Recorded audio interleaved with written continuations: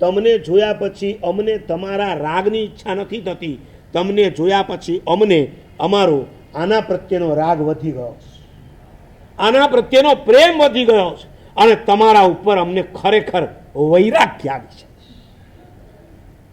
છે કોઈ એવું ઘર લગ્નને 10, 20, 25, 30 વર્ષ થયા હોય ને એક દિવસ ઝઘડો ના થયો હોય? હા ઉભા તમે એમ કહો એક દિવસ ઝઘડો થયા વગર નો ગયો નથી.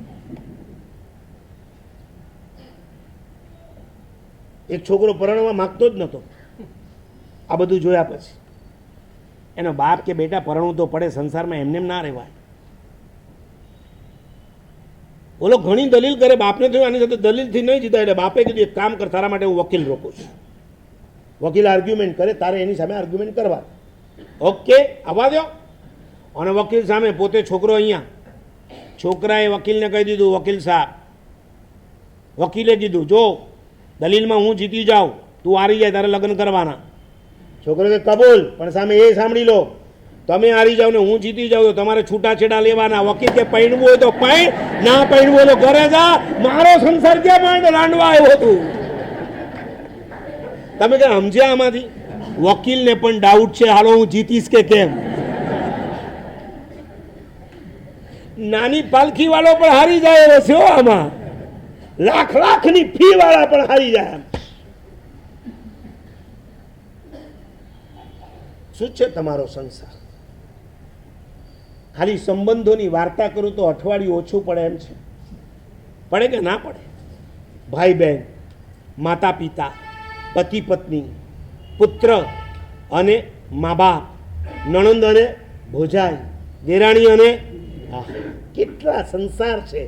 એ સંસારમાં પાછા કેટલા રગડા ઝઘડા.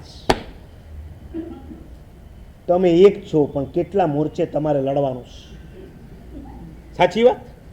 તમે એક છો, કેટલા મોરચે તમારે લડવાનું છે. ભાઈને આ જવાબ આપવાનો છે, બાપાને આ જવાબ આપવાનો છે, દીકરો કે દીકરી આવે તો એમને આમ કહેવાનું છે, ઘરવાળીને આ રીતના ઉલ્લુ બનાવવાની છે. હા હા, સવારથી સાંજ સુધી તમારું મગજ કેટલું કામ કરતું હશે?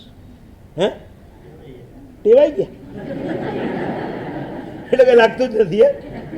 મને તો એમ લાગે ઘણી વાર તમારો સંસાર સીધો ચાલે ને તો તમે ટેન્શનમાં આવી જાવ એમ છે. ઘરવાળી એકદમ સીધી થઈ જાય, બોલો સ્વામીનાથ, તમને આ સીધી કેમ થઈ ગઈ? આ સીધી થઈ જશે તો એના પર મારે જે ગરમ થવું છે એ ગરમ નહીં થવાય, તો હું મારો બધો ગુસ્સો ક્યાં કાઢીશ? એક નંબરનો તમારો સંસાર લુચ્ચો, લફંગો, બેવફા અને માયાવી સંસાર. ઝાટકણી કાઢી છે તમારા સંસારની, મેં નહીં, આ મહાપુરુષોએ.